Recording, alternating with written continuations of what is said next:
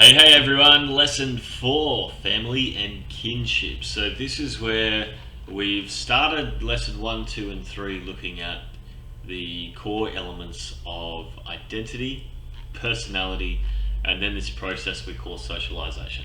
What we are going to be moving into now is looking at a lot of those socialization agents in more detail. So the ones that you mapped out last lesson, we're going to be breaking down most of these in the lessons to come. So these are what we would call social institutions. So family, peers, the media, school, the government. They're all social institutions which shape your personality and identity through the socialization process. Without further ado, we're going to be looking at family and kinship today.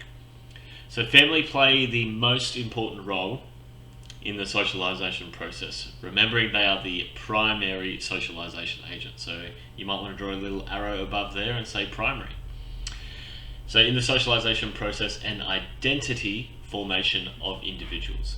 And this is because, guys, your parents shape your core values and beliefs from a young age, and your interactions with brothers, sisters, aunts, uncles, grandparents, cousins, etc.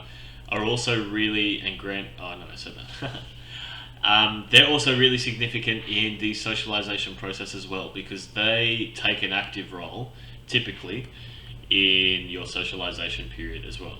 Like, I'm sure all of us can remember being scolded by a grandparent, aunt, uncle, or something at a Boxing Day barbecue or anything like that. They are important pieces of the socialization process puzzle. So that's important to know. The second thing is that when we look at this concept of family as a social institution, it's very much driven by culture. So family in Western culture looks a certain way.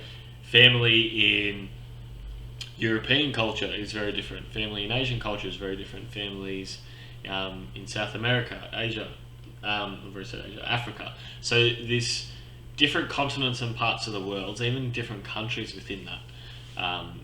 This family setup changes based on the culture. So in our Western context in Australia, the nuclear family setup is very common, but particularly in what we'd call Western culture. So America, England, Australia, in our sort of predominant Western cultures, the nuclear family setup is very common. So that's mum, dad, and the kids, and they all have very defined roles.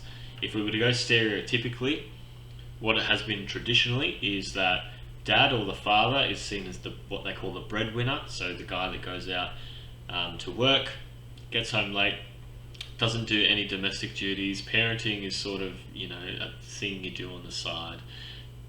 That's sort of the defined role stereotypically of a father.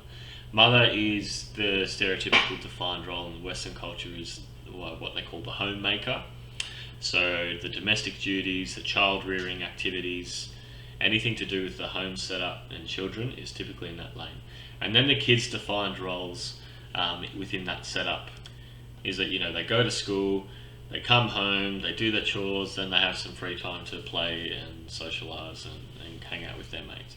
That's sort of the very stereotypical defined roles in Western society. It has of course changed, and it's still experiencing change over time. I would say though that if we were to look at Australia as a whole, I would say, I don't know about the majority, but the majority share are probably still very traditional in that aspect. But we do have more what we call blended families now, where we have, it's no like same-sex marriage is legal now, same-sex adoption is legal. So we have the dynamic of a mum and mum, a dad and dad. We have also lots of different family dynamic in groups. There's foster families, there's extended families that may live under the same roof. So you might live with a grandparent or whatnot. So there's lots of different family structures within Western society which are coming a bit more normalised now. But I would still say that the traditional model is probably the majority share of that. But in other cultures, like Asia, it's very common for extended family to all live under the same roof. So your aunts, cousins, grandparents all living together. And the reason for that is because their culture has a greater emphasis on the group as opposed to the individual. This is something we'll explore a lot more in our next topic, but briefly, there's this kind of idea that in Western culture we're very much about the individual identity. Everything is sort of inwards and then directed out, whereas in a lot of other cultures the group identity comes first. So being more selfless is valued more, and it's very much the group then go in. So you take care of everyone else before you take care of yourself, whereas Western culture is very much about if you look after you, you're in a better position to look after everyone else. So you come first. You know, that idea of you can't give, you know, what's the analogy about an empty tank? You can't, you know what I mean? That thing. That's very much Western culture. You know, you can't fill anyone else's cup if your own's empty. It's the sort of idea. Whereas the other side of that, or the group identity or other cultures' perspective is you fill everyone else's cup, you deplete yours by filling them, and the idea is that they'll fill your cup. So it's very different.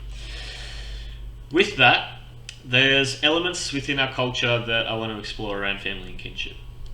The first of that's the politics of birth order. So it's a really commonly held social construct in our culture, at least, that notions of power and authority that come to siblings is due to birth order.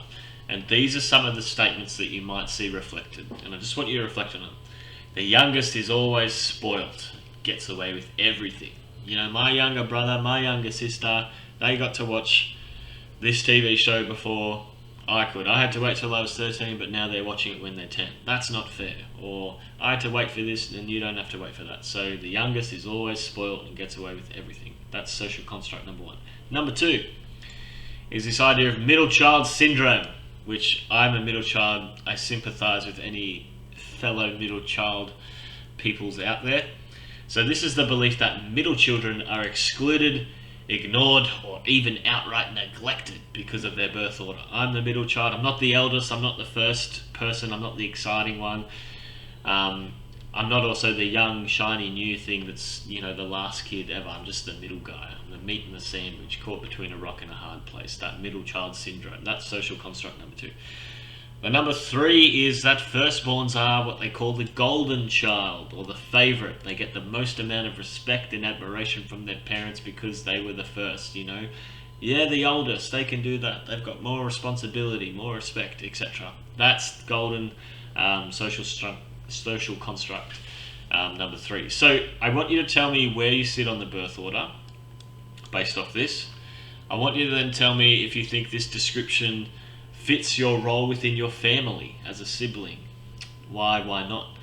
If you're somehow, and there's another one here, there's this other argument that if you're the only child, you're spoiled. You're like a mixture of firstborn and youngest. You're spoiled and get away with everything, and you're also the favourite and get a lot more admiration and respect than some argue may you deserve. So that's another aspect you could look at. So does this description fit your family? Why not? And do give me that why not. Don't just say yes. That's lame. Justify your reasoning.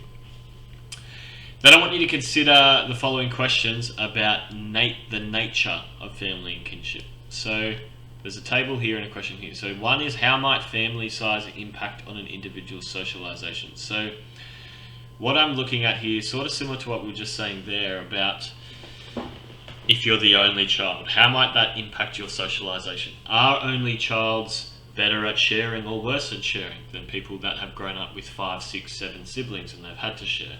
The idea is that can they become more spoiled? If we have a large family, can that impact the amount of individual one-on-one time that they get with parents? You know, so I just thinking about size of families and how that might impact socialization. Provide some examples there. The second, I think, is to list advantages and disadvantages of growing up as you think an only child might experience with a sibling of the same gender, and then more than 4 children. So what do you think are the pros and cons of each scenario there? And the idea here is I want you to think conceptually about this social institution of family and kinship, and where you can link concepts in here where possible would be fantastic. All right, that's it. Thank you very much.